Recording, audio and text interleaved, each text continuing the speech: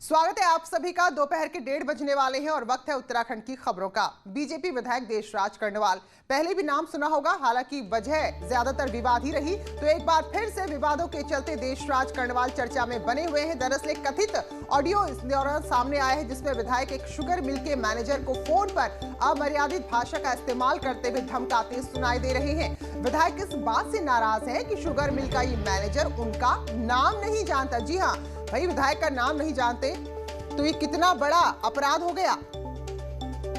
News 18 ने जब इस संबंध में विधायक देशराज कर्णवाल से फोन पर संपर्क किया तो बातचीत से बचने के लिए दोनों बार अपना फोन अपने पीएस को पकड़ा दिया। तो देशराज कर्णवाल पहले भी एक ऑडियो की वजह से विवादों में रहे, तब बकायदा पार्टी नोटिस का सामना उन्हें करना पड़ा था। और इसके अलावा खैर कुंवर प्रणव सिंह चैंपियन और इनकी तो आपस में चलती ही रहती है, वो तो खबरें आती ही रही थी। और फिलहाल एक नया जो मामला है वो है शुगर मिल के मैनेजर को फोन पर धमकाने का, अपशब्दों के इस्तेमाल का, और वजह भी सुनेंगे तो हैरान रह जाएंगे। दरअसल जो शुगर मिल के मैनेजर हैं वो विधायक का नाम नहीं जानते थे, बस यही बात विधायक को दिल पर लग गई और उसके बाद उन्होंने फोन पर काफी अपशब्दों का इस्तेमाल किया है। तो झबरेड़ा से बीजेपी के विधायक हैं और ये कोई पहली मर्तबा नहीं है, कोई पहला अवसर नहीं है जब इस तरह के शब्द, इस तरह के विवाद देशराज कर्णवाल से जुड़े हों। इससे पहले भी ऑडियो सामने आया था और इसके अलावा कुंवर प्रणव चैंपियन और देशराज कर्णवाल जो आपस में लगातार इन दोनों का मनमुटाव है या सीधे सीधे जो लड़ाई है उसमें भी हमने देखा, तो उसकी वजह से भी चर्चा में रहे। और फिलहाल अब एक शुगर मिल के मैनेजर को धमकाया है और अपशब्दों का इस्तेमाल किया है, बदतमीजी की है, गाली दी है फोन पर। और एक तथाकथित वीडियो ऑडियो सामने आया है जिसमें ये कहा गया है कि झबरेड़ा से विधायक देशराज कर्णवाल का है, जिसमें वो नाराजगी जता रहे हैं। दरअसल शुगर मिल का मैनेजर उनका नाम नहीं जानता था और इसके बाद उसे विधायक जी की मुख से ये शब्द सुनने पड़े।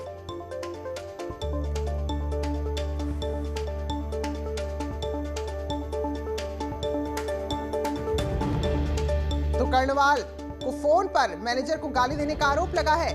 और बीजेपी के विधायक ऐसा नहीं कि विवादों से पहली बार जुड़े हैं, कई मर्तबा ऐसा ही हुआ। और एक बार तो बकायदा पार्टी ने नोटिस भी थमा दिया, लेकिन लगता नहीं कि इनकी आदतें बदल रही हैं या फिर ये बदलने को तैयार हैं, क्योंकि एक जो ताजा ऑडियो सामने आ रहा है तो उसमें यही आरोप है कि ये आवाज देशराज कर्णवाल की है। हेलो हेलो, हाँ जी, कभी मेरा नंबर नहीं था तुम्हारे पे गुप्ता जी? है जी, मेरा नंबर नहीं है तुम्हारे पे? नहीं, आपका नंबर नहीं है। कौन बोल रहे हो? क्यों नहीं है मेरा नंबर तुम्हारे पे? और तुम आधा घंटा लगा रहे हो बात करने में। कौन बोल रहे हो भैया? देशराज कर्णवाल बोल रहा। बताओ क्या बात? 20 बार मैंने बता दिया, वही हो क्या?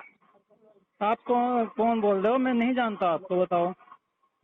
अरे गुप्ता जी बोल रहा है, तुम लक्ष्मी शुगर मिल वाला?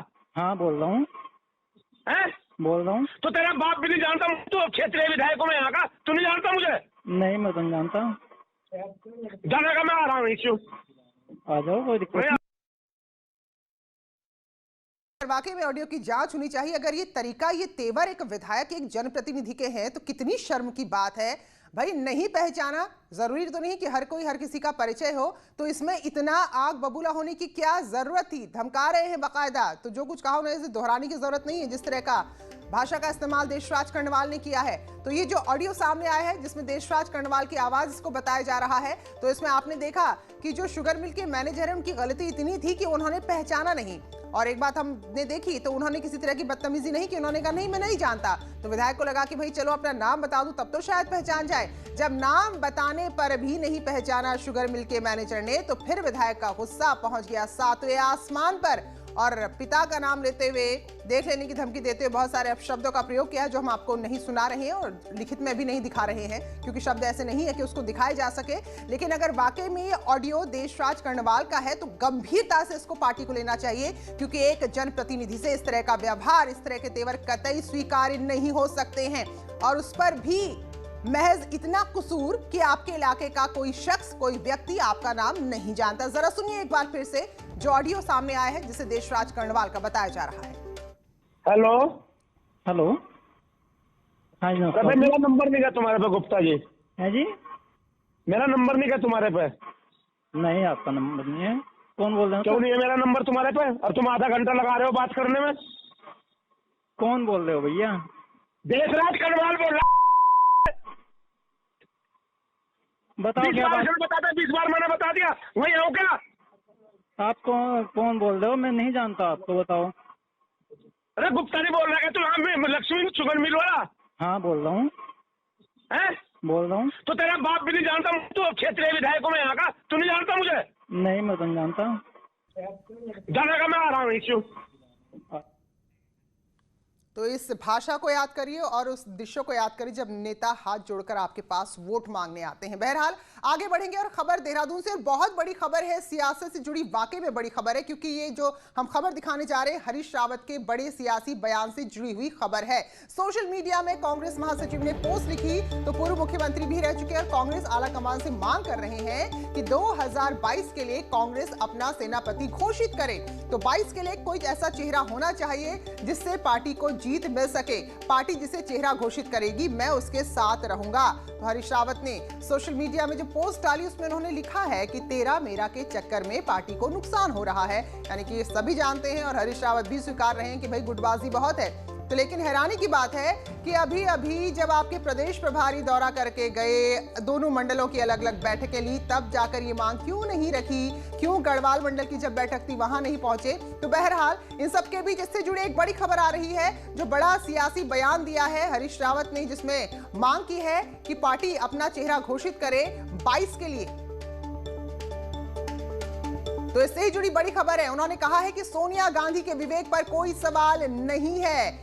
कांग्रेस के प्रदेश उपाध्यक्ष सूर्यकांत धस्माना का कहना है कि सोनिया राहुल गांधी के प्रतिनिधि हैं देवेंद्र यादव, और देवेंद्र यादव ने जो भी शब्द कहे वो आखिरी शब्द है। तो अब समझिए आप क्या कुछ कांग्रेस के अंदर चल रहा है। और अमूमन होता है जब भी पार्टी को दिखाना होता है कि वो एकजुट है, मिलकर लड़ेगी, तो कोई ना कोई उसके अंदर का कलह सामने आ ही जाता है। तो अब पार्टी के प्रदेश उपाध्यक्ष कह रहे हैं कि सोनिया गांधी और राहुल गांधी के प्रतिनिधि देवेंद्र यादव हैं, यानी कि जो पार्टी के प्रदेश प्रभारी हैं, उन्होंने जो भी शब्द कहे वो आखिरी शब्द है, यानी कि पार्टी अपना चेहरा घोषित करने नहीं जा रही है।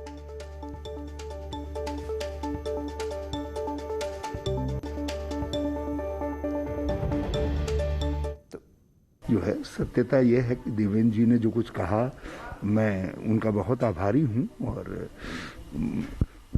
ये भी है कि हम सब लोग इस चुनाव में साथ साथ खड़े हैं। और मैंने एक असमंजस बहुधा जो दिखाई देता है वो असमंजस हटा दिया। मैंने कहा कि मेरी वजह से किसी तरीके के असमंजस में पार्टी न रहे, और मैं कोई भी व्यक्ति हो मैं उसके पीछे खड़ा हूँ, मैं पार्टी के लिए काम करूंगा। और किसी और विषय पर और किसी विषय एक सवाल ये है कि क्या और किसी देरी का कोई नुकसान हो सकता है? मैंने कहा और किसी विषय पर जो है सर कोई बात। सर इसमें एक बात आपने और कही कि कार्यकर्ताओं में गुटबाजी बढ़ रही है, इसलिए आपको सेनापति की घोषणा करनी चाहिए। ये जो कथन है हम बहुत सारे कार्यकर्ता जो हैं मैं देखता हूँ, लोग जिनकी निष्ठाएं, जिन्होंने केवल कांग्रेस देखी, आज वो भी जो हैं किसी न किसी तरीके से अलग कर दिए गए हैं। और मैं तो ये कहना चाहूँगा, इस प्रदेश की आम जनता इस समय प्रदेश में हरीश रावत जी को चाह रही है। इसलिए मेरा इसमें ये कहना है कि चेहरा भी माननीय हरीश रावत जी का घोषित किया जाए, ताकि इस प्रदेश में चुनाव आसान हो। किसी को शक शुबा बिल्कुल नहीं होनी चाहिए। राष्ट्रीय नेतृत्व तो हमारा जो तय कर देगा, XYZ जिसको भी करेगा, एनीबडी, तो उसमें हम लोगों को भरोसा होना चाहिए। मैं समझता हूँ सारी पार्टी के कार्यकर्ता इस समय एकजुट होकर के पार्टी के नेतृत्व में राज्य में वापस कांग्रेस को लाने की इच्छा रखते हैं। उनको ये मतलब नहीं है कि कौन मुख्यमंत्री होगा, का होगा, खा होगा, गा होगा, किसी को कोई मतलब नहीं है। कांग्रेस के प्रदेश उपाध्यक्ष जो कह रहे हैं कि देवेंद्र, इसलिए जो ये द्वंद्व है ये कांग्रेस का अंदरूनी द्वंद्व है। मैं आपको यकीन के साथ कह सकता हूं, जितना आदरणीय हरीश रावत जी को मैं जानता हूं, कि उनका यह बयान भी किसी विपक्षी को लेकर के नहीं है। उनका यह बयान भी कांग्रेस के उन लोगों के लिए हैं जो मौका पड़ते ही हरीश रावत जी को गरियाने का काम करते हैं। एक नए आप यहां पर बयान सुनेंगे, क्योंकि कुंजवाल तो कह ही रहे हैं कि भाई क्यों नहीं हरीश रावत को चेहरा बना देते। इन सबके बीच बड़ी खबर नैनीताल से आ रही है, जहां महेश नेगी यौन शोषण मामले में महेश नेगी ने हाई कोर्ट में निचली अदालत के फैसले को चुनौती दी है और निचली अदालत के फैसले पर रोक लगाने की मांग की गई है। तो कोर्ट ने डीएनए सैंपल देने के आदेश दिए हैं। हाईकोर्ट में आज 2 बजे सुनवाई है, तो बस अब थोड़ा ही वक्त बचा है जब इस मामले में सुनवाई होगी। तो अगर हम बात करें बीजेपी विधायक की, तो उन पर आरोप है कि एक महिला का शोषण किया और महिला दावा कर रही है कि उनकी जो बेटी है, जो बच्ची है, उसके पिता महेश नेगी हैं। तो इस मामले में निचली अदालत ने आदेश दिए हैं कि महेश नेगी का डीएनए टेस्ट कराया जाए ताकि स्थिति साफ हो। लेकिन महेश नेगी निचली अदालत के इसी फैसले को चुनौती देते हुए हाई कोर्ट चले गए हैं और अब 2 बजे इस मामले में सुनवाई है। और आज जो डीएनए सैंपल देना था उसके लिए देहरादून कोर्ट नहीं पहुंचे महेश नेगी। देहरादून कोर्ट ने 18 दिसंबर को महेश नेगी मामले में आदेश दिया था, जिसमें 24 दिसंबर को महेश नेगी को कोर्ट में डीएनए सैंपल देना था, लेकिन स्वास्थ्य कारण उन्होंने बता दिए और कोर्ट में नहीं पहुंचे। लेकिन आज महेश नेगी के वकील राजेंद्र भट्ट द्वारा अपना पक्ष कोर्ट के सामने रखते हुए कहा गया कि मामले की अपील उनके द्वारा हाईकोर्ट में की गई है, जिसको देखते हुए कोर्ट से अपील की तारीख मांगी गई है। वहीं पीड़ित पक्ष के वकील ने बताया कि लगातार विधायक डीएनए सैंपल देने से बच रहे हैं और कोर्ट के सामने, यानी कि जो निचली अदालत है उसके सामने पेश नहीं हो रहे हैं। तो बहरहाल अब हाईकोर्ट क्या कहता है इस मामले में, उस पर भी हमारी नजर बनी रहेगी, क्योंकि 2 बजे यानी कि अब से लगभग 20 मिनट बाद इस मामले पर सुनवाई होगी। और अब बात करेंगे बर्ड फ्लू की। राज्य में कौवों के साथ साथ कबूतर, चमगादड़ और अन्य पक्षियों के भी मरने का सिलसिला शुरू हो गया है। देहरादून के भंडारी बाग की अगर बात करें तो कल 200 से ज्यादा कौवे मरे थे और आज भी ये सिलसिला जारी है। और शहर के अलग अलग हिस्सों से भी लगातार वन विभाग, पुलिस विभाग को कौवों के मरने की जानकारी मिल रही है। जीएमएस रोड स्थित साधु राम इंटर कॉलेज के कैंपस में चमगादड़, कबूतर और कौवे मरे हुए मिले हैं, तो लोग डरे हुए। फिलहाल अब बड़ी ही बेसब्री से इंतजार हो रहा है उस रिपोर्ट का जो भोपाल से आनी है, और उसके बाद ही ये पुष्ट होगा कि क्या राज्य में बर्ड फ्लू दस्तक दे चुका है। हालांकि लोग डर गए हैं और ये मान के चल रहे हैं कि ये दस्तक दे चुका है, क्योंकि जिस तरह से बड़ी संख्या में पक्षी मर रहे हैं। देहरादून की बात करें, ऋषिकेश एम्स के परिसर की बात करें, कोटद्वार की बात करें, तो कई जगह से ऐसी लगातार सूचनाएं प्रशासन को मिल रही हैं। उत्तराखंड में बर्ड फ्लू की आशंका लगातार गहराती जा रही है। अब इंतजार किया जा रहा है भोपाल स्थित लैब की रिपोर्ट का कि उत्तराखंड में जो लगातार पक्षी मर रहे हैं वो बर्ड फ्लू ही है या फिर अन्य कोई कारण। इस बीच सेंट्रल जू अथॉरिटी से लेकर फॉरेस्ट मिनिस्ट्री के द्वारा मॉनिटरिंग और भी तेज़ कर दी गई है। सभी जू को एक अलर्ट जारी किया गया है कि अब डे टू डे लगातार जो बर्ड्स जू में हैं उनकी मॉनिटरिंग की जाए। इसके अपडेट से सेंट्रल जू अथॉरिटी को भी अवगत कराया जाए। कैमरा पर्सन भरत शर्मा के साथ सुनील नौप्रभात, न्यूज़ 18 देहरादून।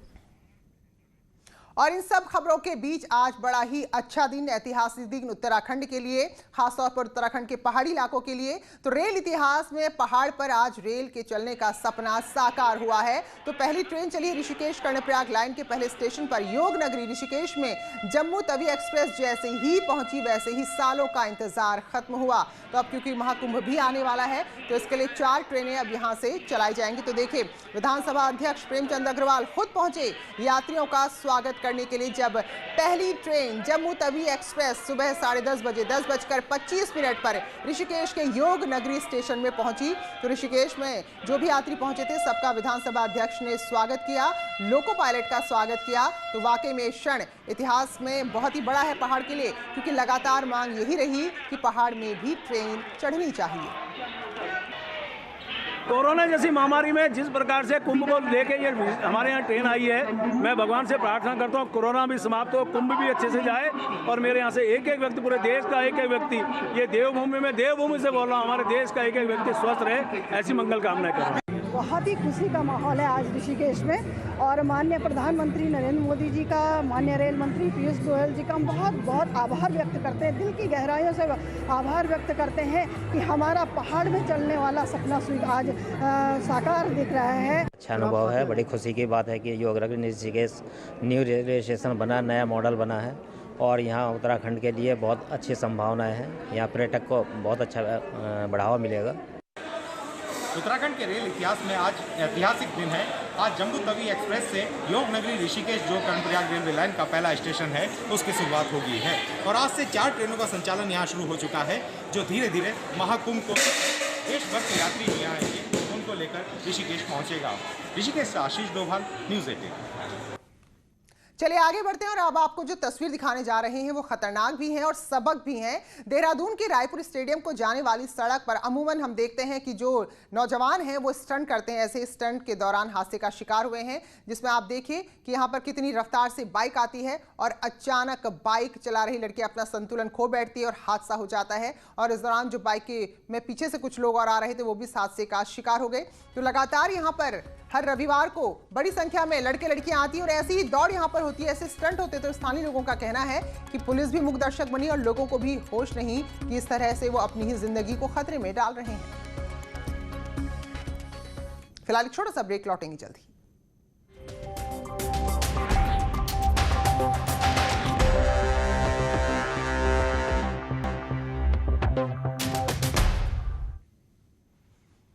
स्वागत है। ब्रेक के बाद बात करेंगे राजनीति की, बात करेंगे चुनावी तैयारियों की कि आम आदमी पार्टी की दावेदारी से राज्य के चुनाव बेहद दिलचस्प होने वाले हैं। तो जहां बीजेपी और आप तैयारियों में जुटी है, वहीं कांग्रेस फिलहाल अंतर्कलह से ही जूझती नजर आ रही है।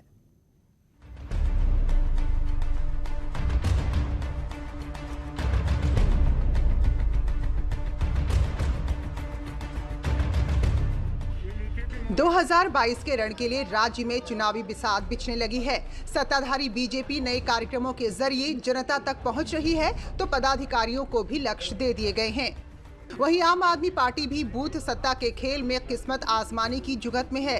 हालांकि कांग्रेस की बात करें तो वो अपनों से ही परेशान है कि जनता के जो मुद्दे हैं उन्हीं के मुद्दों को लेकर हम उनके बीच में जाएंगे। जिस तरह से भाजपा ने युवाओं को ठगा, महंगाई को लेके उन्होंने कहा काला धन लाएंगे, सबके खातों में पैसे भरेंगे, लेकिन कुछ उन्होंने नहीं किया। आज युवा भी अपने आप को ठगा महसूस कर रहा है। दरअसल 2021 आते ही बीजेपी ने प्रचार मंत्र को तेज कर दिया है और कार्यक्रमों के जरिए युवाओं के साथ महिलाओं को साधने की कोशिशें भी जारी हैं। वहीं प्रदेश अध्यक्ष तो खुद ही कार्यकर्ताओं की नब्ज टटोलने निकल पड़े हैं। वहीं बीजेपी के साथ आम आदमी पार्टी भी हर बूथ को मजबूती देने के साथ ही नुक्कड़ सभाओं की तैयारी में है। हालांकि कांग्रेस की तरफ से ऐसी कोई तैयारी नजर नहीं आ रही। इस तरह से वातावरण बना है और जिस तरह के हालात हैं, भारतीय जनता पार्टी जनता जनार्दन के आशीर्वाद से पुनः सत्ता में वापसी करेगी। बहरहाल हर दल अपने अपने स्तर पर काम में जुटे हैं, लेकिन एक बात तो साफ है, जिसका बूथ मजबूत होगा उसका ही दावा पक्का होगा। न्यूज़ 18 के लिए नैनीताल से वीरेंद्र बिष्ट की रिपोर्ट। और अयोध्या में राम मंदिर के निर्माण के लिए पहाड़ में भी तैयारियां शुरू हो गई हैं। रुद्रप्रयाग में बीजेपी ने राम रथ यात्रा निकालकर लोगों से भव्य राम मंदिर निर्माण में सहयोग की अपील की है। यात्रा में बीजेपी नेताओं ने हिस्सा लिया। 15 जनवरी से 15 फरवरी यानी कि पूरा एक महीने तक गांव-गांव में जाकर श्री राम जन्मभूमि मंदिर निधि समर्पण अभियान चलाया जा रहा है। खटीमा में नेपाल और यूपी की सीमा से लगे वन क्षेत्र में वन्यजीव तस्करी के मामले लगातार बढ़ रहे हैं, जिसके बाद सुरई रेंज और यूपी के वन विभाग की संयुक्त टीम लगातार गश्त कर रही है। वन विभाग के अधिकारियों का कर्मचारियों का कहना है कि दोनों राज्यों की टीमें मिलकर गठित की गई हैं, जो मिलकर कार्रवाई करेंगी।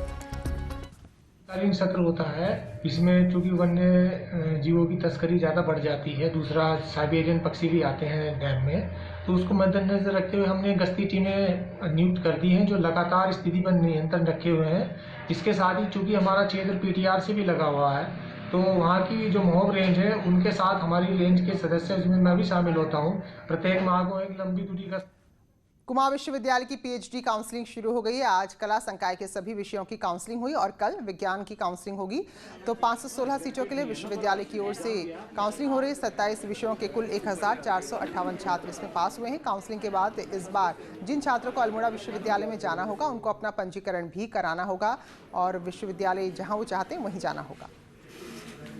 आर्ट्स के सारे विषयों की काउंसलिंग होगी और 296 जो हमारे अभ्यर्थी हैं, शोधार्थी हैं, उनको आमंत्रित किया गया है। और कल विज्ञान की काउंसलिंग यहाँ पर संपन्न होगी जिसमें 226 छात्र छात्राओं को आमंत्रित किया गया है।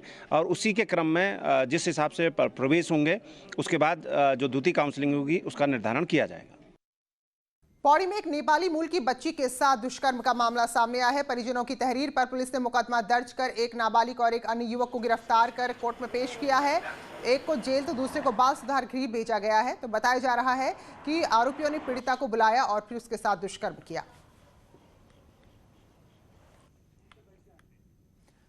पौड़ी के कलजीखाल ब्लॉक के भेटी बौसाल मार्ग पर एक गाड़ी हादसे का शिकार हुई जिसमें सवार 4 में से 2 लोगों की जान चली गई जबकि 2 लोग गंभीर हालत में अस्पताल में भर्ती हैं। तो बताया यही जा रहा है कि गाड़ी अनियंत्रित हो गई और खाई में गिर गई जिससे यह हादसा हुआ।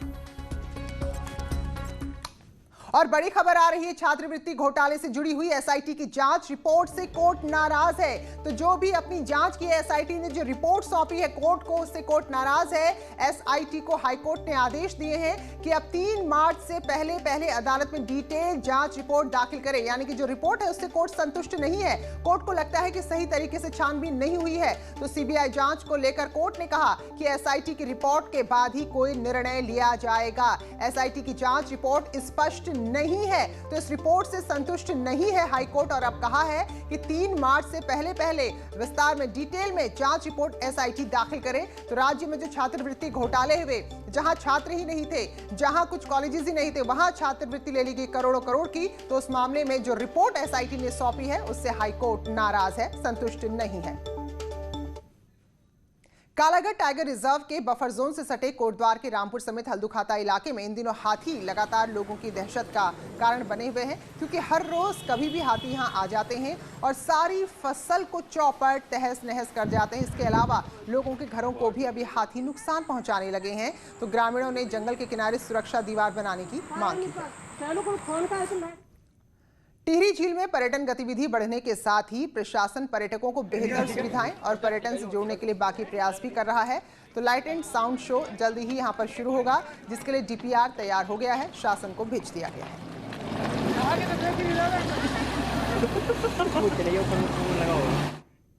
तो उत्तराखंड के बुलेटिन में फिलहाल इतना ही, लेकिन ब्रेक के बाद भी खबरें जारी हैं।